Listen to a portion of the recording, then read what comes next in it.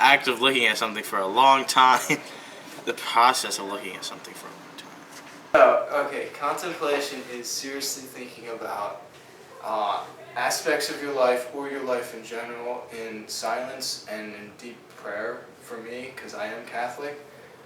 But because I am Catholic, so in deep adoration is where I mostly contemplate about my life and my decisions and how they've affected others and what I should do to change whether I did something bad or commend myself for doing something good. Contemplation is the action of meditating or thinking about something, a situation or idea to get a better grasp of it. Contemplation to me means to think about something on a deeper level and to really think of all the different possibilities and to look past the surface and the superficial meaning of something. Contemplation is thinking about things, but on a deeper level. Contemplation is deep reflective thought.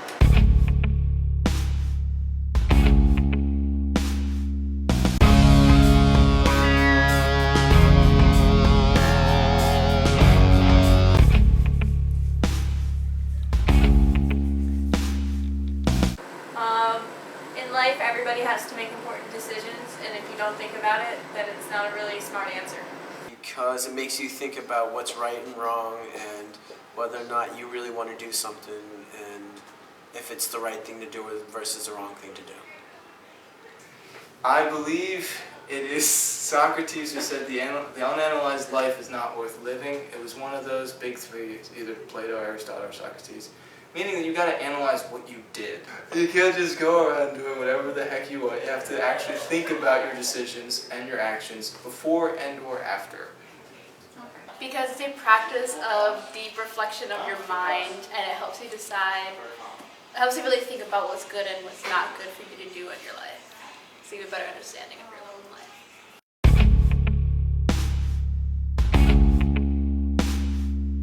Contemplation is, well, contemplation is very present in, say, like, thinking about how to do a project, say, i.e. this one.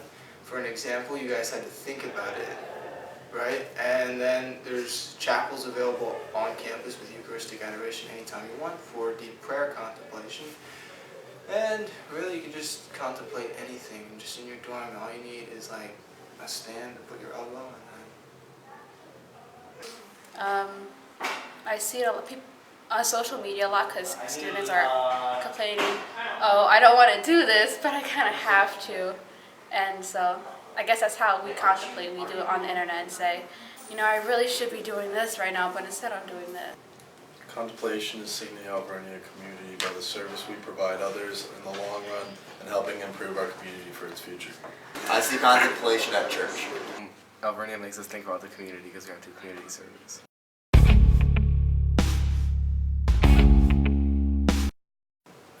I think everyone uses the knowledge of contemplation in their lives. I think like when you're trying to figure out how to move on from a certain situation, you have to think about how you're going to do it and why you're moving on and what happened in that situation that changed you. So I think everyone kind of uses it at some point.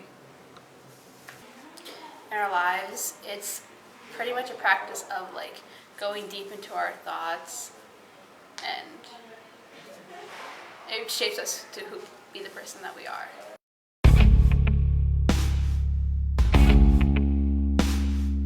The mission statement calls for us to be reflective professionals. In order to be a reflective professional, you need to contemplate on your professional career as you are making decisions on what to do with your life. Contemplation relates to the mission statement by when you contemplate, you think about your actions and you learn from them. Contemplation relates to the university's mission statement because the university's goal is to like have reflective professionals. So like it's to have people who can use contemplation in their life and who can like contemplate certain ideas.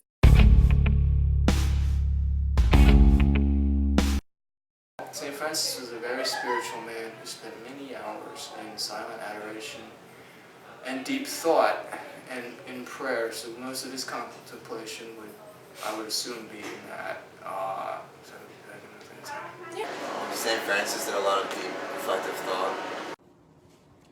Contemplation within the context of the faith, to me personally, just means to really discern the will of God and bring my questions to Him and figure out where He wants me, what paths He's laid out for me, and to just sit in quiet with Him and carefully think about how I can actively do this and how I can obediently follow the Lord.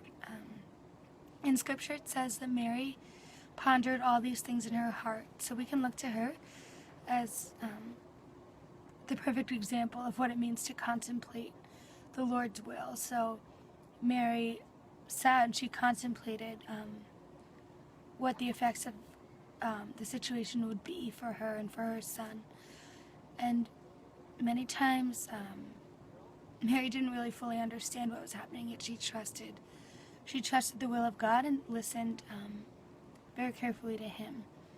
And I think that we're all called to do the same, to sit in quiet with the Lord and bring our questions, our concerns, our doubts to Him, and just sit with Him and contemplate and discern and think about the work that He's doing in our lives and how we can answer His call more effectively. Contemplation connects to St. Francis in the way that, like, for him to go through the different stages in his life and make the different conversions, he needed to fully think about that and think about how it's going to affect the rest of his life. So I think he needed to put a lot of contemplation into that, to think about where he was taking his life.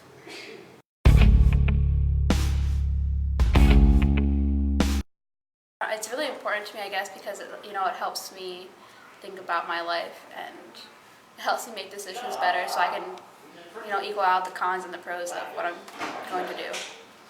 Contemplation is important so you don't make stupid mistakes.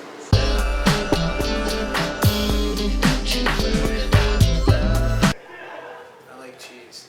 Yeah. Actually, don't, but It's a good idea. please edit this out. Okay. Next question. Next question. Let's get it done. Alright, you ready? Oh, I wanted to tell you what the... Why are there so many songs about rainbows and what's on the other side? Rainbows are visions, but only illusions. Alright. I don't always contemplate, but when I do, it's at Alvernia. Stop! Alright, interview one of them.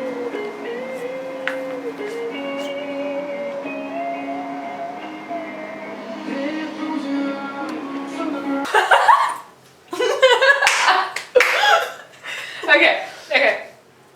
Real time now. I think I broke Eric. Real time now. Sorry. Literally almost. It's like when Canada invades. Sorry, hey, this land's ours. Get up. There we go. This is from my memoirs. Kevin, don't trust the banks. Invest all your money in the gold and bury it in the backyard. Kevin's my future son. Or daughter, depending on how things go. It's a 50-50 shot. But either way, the name's gonna be Kevin. It'd be really awkward as a girl. What? You making fun of my daughter because she's black?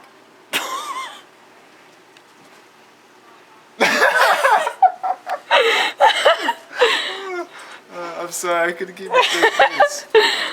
That's more Irish than it. I know, shut up! I'm not made of accents. What's your definition of it? You know what sucks is that I did so many essays on this last year, I don't remember. Like, What?